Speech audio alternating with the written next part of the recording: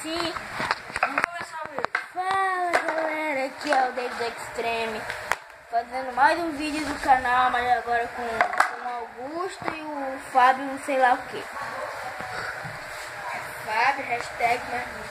Tá, vai. Qual o assunto? A gente vai falar da nossa sogra, que estavam falando, só que acabou o armazenamento do Fábio. Então, A gente vai falar nada disso que ele falou. A gente vai... a sogra... O lindo bebê do mundo. Olha, Sarico. Sarico. Olha o Sarico ali, ó.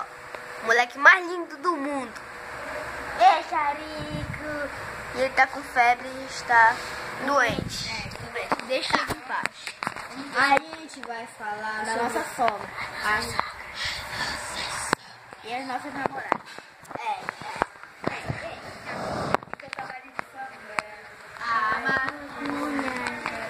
Vamos passar com as nossas sogras.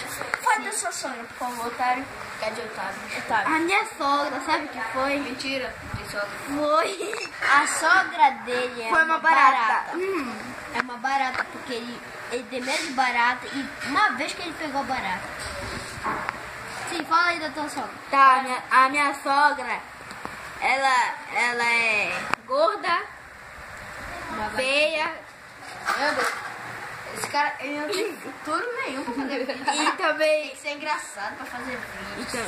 E também tem, ela gosta muito de chocolate, por isso que eu tinha que levar todo dia pra casa dela. Eu tenho a um filha chocolate dela. aqui, ó. Olha o chocolate aqui, ó. Chocolate. Gato. Tá, agora o Augusto vai falar da... Não, fala de ti, meu. Pois é, vocês sabem, minha sogra. Uma mulher muito educativa, do bem, Sabe. dedicada aos estudos. Hashtag, só que não, né? Hashtag. É o hashtag. É o hashtag. Hashtag. Tá, minha sogra. Ela é uma mulher muito chata. Chega de falar assim, minha sogra. Ela é uma mulher. Depende. De que sogra que vocês querem que eu fale? Já vai.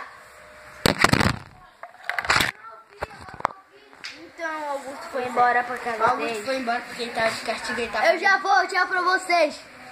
A minha sogra é uma vadia. Tchau. É uma puta. Tchau. Galera, pois é, olha, ficou só eu e o otário aqui. Sai daqui. O Augusto daqui. Balança.